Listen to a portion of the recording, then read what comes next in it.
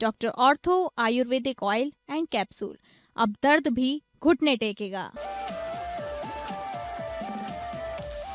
UP में पंचायत चुनाव की तैयारी तेज। पिछड़ा वर्ग आयोग के अध्यक्ष जस्टिस राम अवतार सिंह ने किया प्रेस कॉन्फ्रेंस। कहा 75 जिलों का दौरा कर पिछड़ा वर्ग आयोग 6 महीने में सौंपेगा report.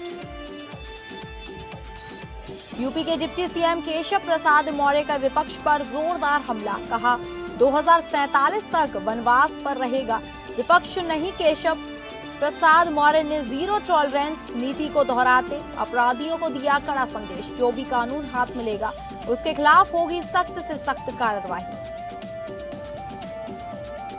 Deputy CM Brajesh Pathak Hamirpur में बीजेपी प्रशिक्षण वर्ग के समापन समारोह में हुए शामिल। कहा कार्यकर्ताओं के मान सम्मान से कोई समझौता नहीं। डिप्टी सीएम ब्रजेश पाठक ने कांग्रेस पर निशाना साधा। कांग्रेस की बदजुबानी का जनता चुनाव के वक्त देगी जवाब।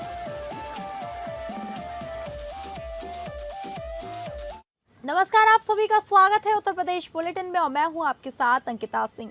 शुरुआत करेंगे बुलेटिन की, जहां उत्तर प्रदेश में पंचायत चुनाव को लेकर बड़ी जानकारी सामने आई है। समर्पित पिछड़ा वर्ग आयोग अगले 6 महीने में अपनी रिपोर्ट सरकार को सौंपेगा। इसके लिए आयोग प्रदेश के सभी 75 जिलों का दौरा कर पिछड़े वर्ग की सामाजिक, आर्थिक और शैक्षणिक स्थिति का अध्ययन करेगा। राजधानी लखनऊ में आयोजित प्रेस कॉन्फ्रेंसिंग के दौरान समर्पित पिछड़ा वर्ग आयोग के अध्यक्ष जस्टिस राम अवतार सिंह ने जानकारी देते हुए बताया कि आयोग जमीनी स्तर पर पिछड़े वर्ग की वास्तविक स्थिति का अध्ययन करेगा। उन्होंने बताया कि आयोग सिर्फ जिला मुख्यालयों तक सीमित नहीं रहेगा, बल्कि अधिकांश ब्लॉकों और गांवों में जाकर लोगों से सीधा संवाद करेंगे। इस दौरान लोगों की सामाजिक, आर्थिक और शैक्षणिक स्थिति के साथ उनकी समस्याओं की भी जानकारी जुटाई जाएगी। आयोग का उद्देश्य पिछड़े वर्ग से जुड़े वास्तविक आंकड़ों को एकत्रित कर विस्तृत रिपोर्ट तैयार करना है, ताकि सरकार को ठोस सुझाव दिए जा सके। इसके लिए आयोग की टीम अलग अलग क्षेत्रों में जाकर व्यापक सर्वे और जनसंपर्क अभियान चलाएगी। माना जा रहा है कि आयोग की यह रिपोर्ट आगामी पंचायत चुनाव में आरक्षण व्यवस्था तय करने में अहम भूमिका निभा सकती है। आपको सब इसके बैकग्राउंड के बारे में मालूम होगा। मंडल कमीशन का गठन हुआ था जनता पार्टी की सरकार में 79-80 में। उसके बाद रिपोर्ट आ गई, मंडल कमीशन की रिपोर्ट। उस पर कोई कार्रवाई उस तत्कालीन सरकार द्वारा नहीं की गई। विश्वनाथ प्रताप सिंह की सरकार ने 1993 में मंडल कमीशन लागू किया। मंडल कमीशन मुख्य रूप से पिछड़े वर्ग के लिए बनाया गया था कि जो पिछड़े वर्ग के लोग हैं, आर्थिक रूप से, सामाजिक रूप से पिछड़े हैं, उनके उत्थान के लिए कोई कार्रवाई की जाए। उसी संबंध में मंडल कमीशन ने अपनी आख्या दी और जिसके संबंध में तत्कालीन सरकार ने यह निर्णय लिया कि पिछड़े आयोग के सभी सदस्यों को, सभी लोगों को राज्य सरकार की सेवाओं में आरक्षण दिया जाए। उत्तर प्रदेश के उप मुख्यमंत्री केशव प्रसाद मौर्य ने विपक्ष पर तीखा तंज कसा। उन्होंने कहा कि वो भगवान श्री हनुमान जी से प्रार्थना करते हैं कि वो विपक्ष को सद्बुद्धि प्रदान करे। उन्होंने आगे कहा कि आज वो बजरंगबली के दरबार में 2027 में लगातार तीसरी बार पूर्ण बहुमत के साथ भाजपा की सरकार बनाने का आशीर्वाद लेने आए हैं। डिप्टी सीएम केशव प्रसाद मौर्य हजरतगंज स्थित दक्षिणी मुखी हनुमान मंदिर में आयोजित भंडारे में पहुंचे थे। यह भंडारा उत्तर प्रदेश सरकार के राज्य मंत्री रविंद्र जायसवाल द्वारा आयोजित किया गया था। इस दौरान विपक्ष के भविष्य पर प्रहार करते हुए डिप्टी सीएम ने कहा कि विपक्ष की नकारात्मक राजनीति के कारण जनता उन्हें नकार चुकी है। बतौर प्रधानमंत्री नरेंद्र मोदी के 12 साल पूरे होने पर उन्होंने कहा कि विपक्ष 2047 तक सत्ता में नहीं आ पाएगा और तब तक वनवास पर ही रहेगा। उत्तर प्रदेश की कानून व्यवस्था पर बीजेपी सरकार की जीरो टॉलरेंस नीति को दोहराते हुए केशव प्रसाद मौर्य ने अपराधियों को कड़ा संदेश दिया। उन्होंने साफ शब्दों में कहा कि उत्तर प्रदेश में कानून व्यवस्था से खिलवाड़ करने की इजाजत किसी को नहीं है। जो भी कानून हाथ में लेगा उसके खिलाफ सख्त से सख्त कार्रवाई होगी। जब जा पर कृपा राम की हुई ता पर कृपा करें सबको। और ये अष्ट सिद्धि नवनिधि के दाता असबर दीन जानकी माता, ये ऐसे बजरंगबली जी महाराज हैं जो सबको सद्बुद्धि देने का काम करते हैं, लेकिन बहुत से ऐसे लोग होते हैं वो सद्बुद्धि नहीं लेते हैं। मैं बजरंगबली से यही प्रार्थना करूंगा, सबको सद्बुद्धि दे, सबके जीवन को खुशहाली से भरे और सबके जो मनोरथ हो उसको पूरा करने का काम करें। और 2027 में तीसरी बार भारतीय जनता पार्टी की प्रचंड बहुमत से सरकार बनाने का आशीर्वाद दें, यही बजरंग जी के चरणों में आज प्रार्थना। डिप्टी सीएम ब्रजेश पाठक हमीरपुर के राट पहुंचे। हेलीकॉप्टर से स्वामी ब्रह्मानंद इंटर कॉलेज के हेलीपैड पर उतरते ही कार्यकर्ताओं ने फूल मालाओं से स्वागत किया। डिप्टी सीएम ने सबसे पहले स्वामी ब्रह्मानंद की प्रतिमा पर माल्यार्पण कर नमन किया। इसके बाद कार सीधे जिला प्रशिक्षण वर्ग के समापन समारोह में शामिल हुए। समारोह में उन्होंने भाजपा पदाधिकारियों और कार्यकर्ताओं को संबोधित किया। डिप्टी सीएम ने कहा कि NH 34 के मामले को लेकर प्रदर्शन कर रहा है। कार्यकर्ताओं के ऊपर जो मुकदमा दर्ज हुए हैं वह बिल्कुल गलत है। कार्यकर्ताओं के मान सम्मान से कोई समझौता नहीं किया जाएगा। कांग्रेस पर हमला बोलते हुए कहा कि कांग्रेस शब्दों का चयन बहुत गंदे तरीके से कर रही है, इसका खामियाजा कांग्रेस को भुगतना पड़ेगा।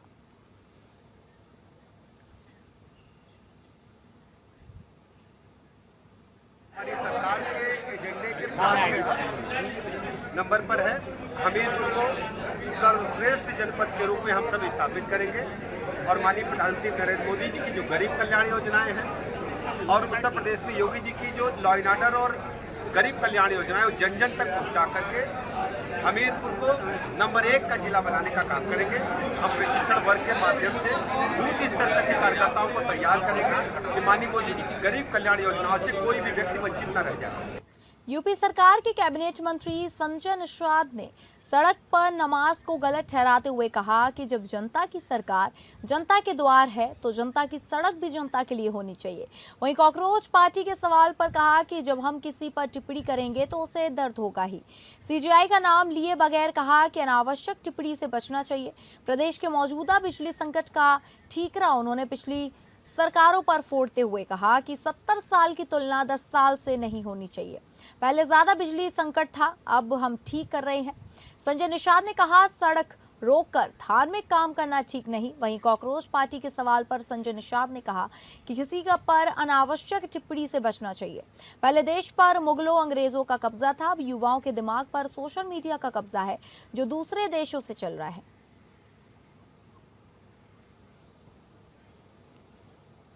को टिप्पणी कर देंगे, टिप्पणी से बचना चाहिए। मर्यादा पुरुषोत्तम भगवान राम की धरती है। सभी लोग धार्मिक हैं, सभी लोग सामाजिक हैं, सभी लोग आर्थिक और सभी लोग राजनीतिक हैं। देश human is the social animal, human is the development animal, but in the democracy human is the political animal. मतलब आदमी एक राजनीतिक प्राणी है, तो राजनीतिक प्राणी है तो राजनीति में उसको सुरक्षा मिलना चाहिए। हमारी सरकार धीरे धीरे युवाओं टिप्पणी नहीं होनी चाहिए, आपका जो कहना है इस प्रकार की टिप्पणी नहीं होना चाहिए। आप किन परिस्थितियों में टिप्पणी लेकिन अब उसको राजनीतिक रंग दिया जा रहा है, कई लोग उसको सपोर्ट करने लगे। निश्चित रूप से आज के दिन में चूंकि सोशल मीडिया एक विदेशी मीडिया है, हमारे देश पर विदेशों ने 750 वर्ष मुगलों ने कब्जा किया, 350 वर्ष अंग्रेजों ने कब्जा किया। अब सोशल मीडिया से हमारे युवाओं के, हमारे समाज के दिमाग को अमेरिका से चलेगा, सोशल मीडिया विदेश से चलेगा, तो जो चाहो वही चला दो। बकरीद से पहले बागपत के अमीनगर सराय स्थित जीवदया संस्थान की बकराशाला चर्चा का विषय बनी हुई है। संस्थान द्वारा दावा किया गया है कि बकरीद पर कुर्बानी से करीब 1000 बकरों को बचाकर बकराशाला में रखा गया। बकराशाला के वार्षिकोत्सव में उत्तर प्रदेश सरकार के मंत्री बेबी मौर्य बकराशाला पहुंची और व्यवस्थाओं का निरीक्षण किया। मंत्री बेबी मौर्य ने संस्थान के कार्यों की सराहना करते हुए कहा कि बेजुबान जानवरों की रक्षा करना सराहनीय कार्य है। उन्होंने कहा कि जीवों के प्रति दया और संवेदनशीलता समाज को सकारात्मक संदेश देती है। इस दौरान उन्होंने बकराशाला में रखे कई बकरों की देखभाल और वहां की व्यवस्थाओं की जानकारी भी ली। वहां जहां बकरीद के मौके पर कुर्बानी से बचाए गए बकरों को यहां सुरक्षित रखा गया है। उनके भोजन, पानी और चिकित्सा आदि की व्यवस्था की गई है। संस्थान लंबे समय से जीव संरक्षण के लिए कार्य कर रहा है। इस दौरान मंत्री बेबी मौर्य ने जमीयत उलेमा ए हिंद के अध्यक्ष मौलाना महमूद मदनी द्वारा गाय को राष्ट्र पशु घोषित करने की मांग पर भी प्रतिक्रिया दी। उन्होंने कहा कि वो सबसे पहले गाय कटान बंद करें, उसके बाद मांग करें। इतना ही नहीं, महंगाई को लेकर उन्होंने कहा कि युद्ध के कारण ये हालात हैं और महंगाई कोई बम नहीं फूटा है, कुछ दिक्कत है, उन्हें एडजस्ट किया जा सकता है। ये आज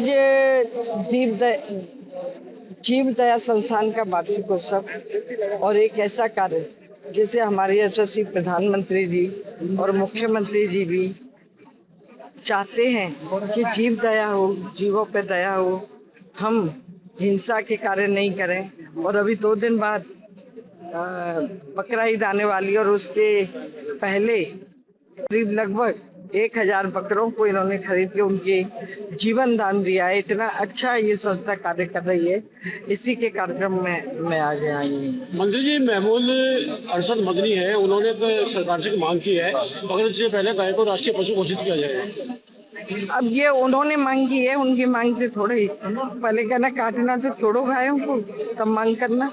देखिए भाजपा राज में विपक्ष आरोप लगा रहा है कि महंगाई का बम फूटा है और आम जनता परेशान है। कोई महंगाई का बम नहीं फूटा है, अब सब जानते हैं, सब मतलब विज्ञ हैं कि युद्ध चल रहा है दुनिया में और पूरी दुनिया में त्राई त्राई मची है। उसके बावजूद भारत में आज भी हम लोग शांति से रह रहे हैं, भोजन कर रहे हैं और इसके साथ हमारी जो मूलभूत सुविधाएं वो भी पूर्ण हो रही हैं। बांदा पहुंचे शंकराचार्य अविमुक्तेश्वरानंद ने कहा कि चुनाव 2027 में जरूरत पड़ी तो चतुरंगी सेना लड़ेगी चुनाव। उन्होंने कहा कि गाय को माता का दर्जा देने के लिए मुसलमानों का भी समर्थन मिल रहा है। उनके अभियान गविष्ट को मिल रहा जन समर्थन, सपा के समर्थन मिलने पर कहा जिसकी मर्जी वो समर्थन कर सकता है, धर्म के कार्य में सबका स्वागत है। उन्होंने योगी सरकार पर निशाना साधते हुए कहा कि योगी जी से उम्मीद थी लेकिन योगी सरकार फेल साबित हुई। बुलडोजर के नाम पर केवल डराया धमकाया जा रहा है। राजनीति बढ़ रही है, बढ़े, हमें कोई बाधा नहीं, लेकिन धर्म को तो ना घटाए। आप हमारा लाभ ले लीजिए लेकिन हमें क्षति तो मत पहुंचाइए। आप जब हमारा लाभ लेते हुए हमें क्षति पहुंचाने लगते हैं तब हमें आपत्ति होती है। कोई धर्म का लाभ ले ले, धर्म तो लाभ देने के लिए ही है, सबको लाभ दे रहा है। राजनीति के भी ले ले लेकिन कम से कम धर्म को क्षति ना पहुंचाए। तो ये जो राजनीतिक के लोगों ने धर्म को पाखंड के रूप में प्रस्तुत किया है, ऊपर ऊपर दिखावे के रूप में प्रस्तुत किया है, केवल जवानी खर्च करते हैं, आचरण में धर्म को नहीं लाते, इससे सनातन धर्म को क्षति पहुंच रही है और इसीलिए इसका विरोध करने की आवश्यकता है। 28 तारीख यानी कि गुरुवार को पूरे देश में बकरीद का त्योहार मनाया जाएगा। उत्तर प्रदेश की राजधानी लखनऊ में बकरीद के त्योहार को लेकर लोगों में खासा उत्साह देखने को मिल रहा है। लोग कपड़े, सेवई, ड्राई फ्रूट और अन्य खाने पीने की चीजों को खरीद रहे हैं। वहीं सुरक्षा व्यवस्था के मद्देनजर लखनऊ पुलिस ने भी खास तैयारी की है। लखनऊ में जहां जहां नमाज पढ़ी जाएगी वहां पुलिस ने सुरक्षा व्यवस्था की दृष्टि से खास बंदोबस्त किया है। फोर्स का पर्याप्त संख्या में डिप्लॉयमेंट भी किया गया है। इसके साथ ही बाजारों में सादी वर्दी में पुलिस को तैनात किया गया है। यानी सभी थाना प्रभारी को निर्देश दिया गया है कि वे अपने थाना क्षेत्र में गश्त करेंगे। इसके अलावा सोशल मीडिया सेल भी अफवाह फैलाने वालों पर नजर रखेगी। त्योहार में कहीं कोई गड़बड़ी फैलाने की कोशिश ना करे, इसको लेकर पुलिस पूरी तरीके से अलर्ट है। सुरक्षा की दृष्टि से 6 एडिशनल एसपी रैंक के अधिकारी, 14 डिप्टी एसपी रैंक के अधिकारी, इसके अलावा 1500 के आसपास पुलिस बल तैनात किया गया है। बकरीद का त्यौहार 28 मई को मनाया जा रहा है। जनपद लखनऊ में सभी थानों पर इस त्योहार के संदर्भ में पीस कमेटी की बैठक कर ली गई थी। सभी धर्मगुरु, सभी स्टेक होल्डर्स के साथ हमारे थाना प्रभारी, एसीपी के लेवल पे मीटिंग कर ली गई, उनके साथ कोऑर्डिनेशन कर लिया गया था। डीसीपी लेवल पे सभी जोन में पीस कमेटी की बैठक कर सभी लोगों से बातचीत कर ली गई और जो निर्देश दिए गए थे वो सभी को अवगत करा दिया गया है। कासगंज में आगामी त्योहारों को शांतिपूर्ण और सकुशल संपन्न कराने के लिए पुलिस प्रशासन पूरी तरह सतर्क नजर आ रहा है। जिले में शांति एवं कानून व्यवस्था को मजबूत बनाए रखने के उद्देश्य से पुलिस अधीक्षक ओपी सिंह ने भारी पुलिस बल के साथ शहर के संवेदनशील इलाकों में पैदल गश्त और फ्लैग मार्च किया। कासगंज पुलिस द्वारा त्योहारों के मद्देनजर सुरक्षा व्यवस्था को लेकर विशेष अभियान चलाया जा रहा है। इसी क्रम में एसपी ओपी सिंह ने थाना कासगंज और डोलना क्षेत्र के मुख्य बाजारों, भीड़ भाड़ वाले स्थानों, मिश्रित आबादी और संवेदनशील इलाकों में पैदल गश्त कर सुरक्षा व्यवस्था का जायजा लिया। गश्त के दौरान पुलिस अधीक्षक ने आमजन से संवाद स्थापित कर उनकी समस्याएं सुनी और लोगों को सुरक्षा का भरोसा दिलाया। वहीं संदिग्ध व्यक्तियों और वाहनों की सघन चेकिंग भी कराई गई। इस दौरान ड्यूटी पर तैनात पुलिस कर्मियों और सतर्कता को संवेदनशीलता के साथ ड्यूटी करने के निर्देश दिए गए। साथ ही महिलाओं और बुजुर्गों के साथ शालीन व्यवहार बनाए रखने तथा असामाजिक तत्वों पर पैनी नजर रखने को कहा गया। फ्लैग मार्च में अपर पुलिस अधीक्षक, क्षेत्र अधिकारी, नगर प्रभारी, निरीक्षक समेत भारी पुलिस बल मौजूद रहा।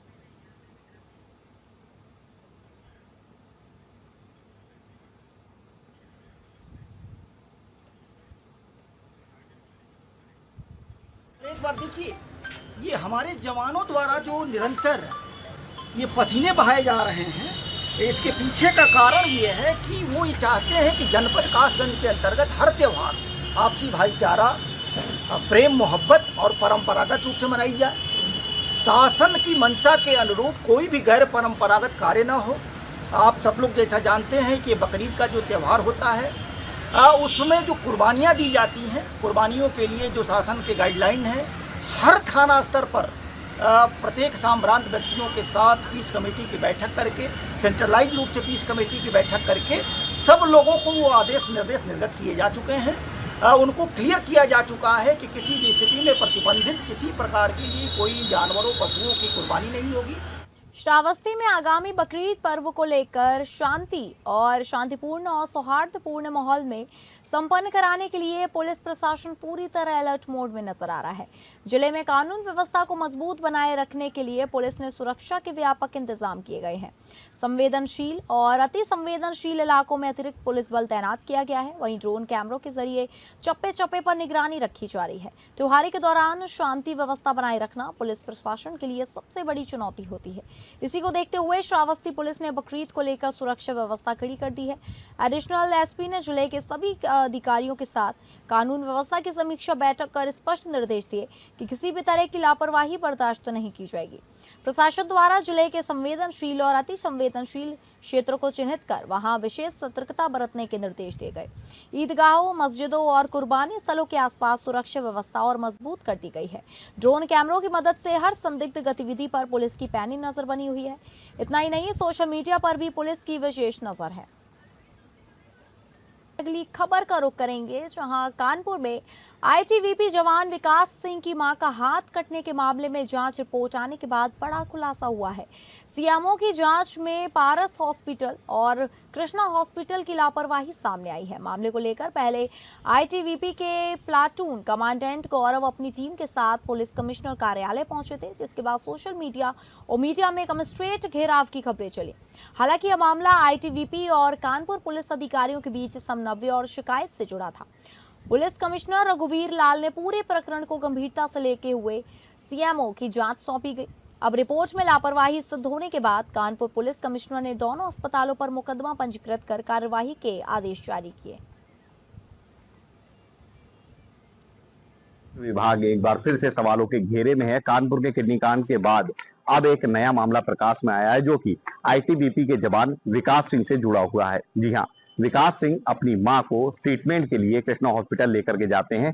कृष्णा हॉस्पिटल में उनकी मां को इन्फेक्शन होता है, जिसको बेहतर कराने के लिए, उनको ठीक कराने के लिए विकास सिंह पहुंचते हैं सुपर स्पेशलिटी पारस हॉस्पिटल। पारस हॉस्पिटल की लापरवाही तब सामने आती है जब एक आईटीबीपी का जवान अपनी मां के कटे हुए हाथ को लेकर के कानपुर के कमिश्नरेट कार्यालय पहुंचता है और अपनी आप बीपी कानपुर के पुलिस कमिश्नर को बताता है, जिसको संज्ञान में लेते हुए कार्रवाई के आदेश जारी किए जाते हैं। लेकिन ठीक ठाक कार्रवाई ना होने से जो जवान था वो आहत हुआ और फिर वो अपने सेना के कमांडर के साथ वापस कानपुर के कमिश्नरेट कार्यालय पहुंचता है, जहां पर पहुंचने के बाद में सारे तथ्य सामने आते हैं, जिसमें कानपुर के कमिश्नर रघुवीर लाल सीएमओ मुख्य चिकित्सा अधिकारी को बुलाते हैं और सारे मामले से उन्हें अवगत कराते हैं, जिसके बाद में सीएमओ द्वारा जांच की जाती है और जांच में जो दोनों हॉस्पिटल है, कृष्णा हॉस्पिटल और पारस हॉस्पिटल, ये दोनों इनकी संलिप्तता पाई जाती है, इनकी लापरवाही सामने आती है, जिसको लेकर के इन पर कार्रवाई के आदेश जारी किए गए हैं। फिलहाल अगर सूत्रों की माने तो पुलिस सूत्रों से जो मामला प्रकाश में आ रहा वो ये है कि इन दोनों हॉस्पिटलों पर कार्रवाई की जाएगी, मुकदमा पंजीकृत होगा। देखना यह है कि अब इन हॉस्पिटल की कार्रवाई में क्या कुछ तथ्य जांच में सामने आते हैं। बड़ा सवाल ये है कि जो स्वास्थ्य विभाग लोगों की बीमारी को दूर करने का कार्य करता था, अब उसी की लापरवाही के कारण लोगों की जान जा रही है और परिजन आहत हो रहे हैं। झांसी पुलिस ने ऑनलाइन गेमिंग और विदेशी डिजिटल प्लेटफॉर्म के जरिए करोड़ों रुपए की साइबर ठगी करने वाले अंतर्राज्यीय गिरोह का पर्दाफाश किया है। पुलिस ने 7 आरोपियों को गिरफ्तार किया है, जबकि 3 आरोपी अभी भी फरार हैं। थाना प्रेमनगर पुलिस ने कार्रवाई करते हुए 7 साइबर अपराधियों को गिरफ्तार किया है। गिरोह ऑनलाइन गेमिंग साइट और चाइनीज प्लेटफॉर्म के जरिए साइबर ठगी की रकम को बैंक खातों और USDT में ट्रांसफर कर छिपाता था। बागपत की साइबर क्राइम पुलिस ने एक बड़े साइबर ठगी गिरोह का पर्दाफाश करते हुए महिला समेत 7 शातिर अपराधियों को गिरफ्तार किया है। यह गिरोह सोशल मीडिया पर फर्जी लोन ऑफर देकर लोगों को अपने जाल में फंसाता था और उनसे ठगी करता था। पुलिस के अनुसार यह गिरोह पिछले करीब 10 सालों से सक्रिय था और देश भर में 5000 से अधिक लोगों को ठगी का शिकार बना चुका है। आरोपियों ने करोड़ों रुपए की धोखाधड़ी को अंजाम दिया है। बागपत के एडिशनल एसपी प्रवीर सिंह चौहान ने मामले का खुलासा करते हुए बताया कि लगातार मिल रही शिकायतों के बाद साइबर टीम को जांच में लगाया गया था, जिसके बाद यह बड़ी कार्रवाई संभव हो सकी है। जांच में सामने आया कि आरोपी सोशल मीडिया पर फर्जी विज्ञापन डालते थे और आसान लोन दिलाने का झांसा देकर लोगों से 4000 से 15000 रुपए तक प्रोसेसिंग फीस के नाम पर वसूला करते थे। सिद्धार्थनगर जिले के पथरा थाना क्षेत्र के बनगा पड़ाइन गांव में हिंदू और मुस्लिम पक्ष के बीच हुई मारपीट का मामला अब तूल पकड़ता जा रहा है। 19 मई 2026 को हुए विवाद में दोनों पक्षों के बीच जमकर मारपीट हुई, जिसमें कई लोग घायल हो गए हैं। आरोप है कि मुस्लिम पक्ष के लोग ब्राह्मण परिवार के घर में घुसकर मारपीट करने पहुंचे थे, जिसके बाद विवाद हिंसक हो गया।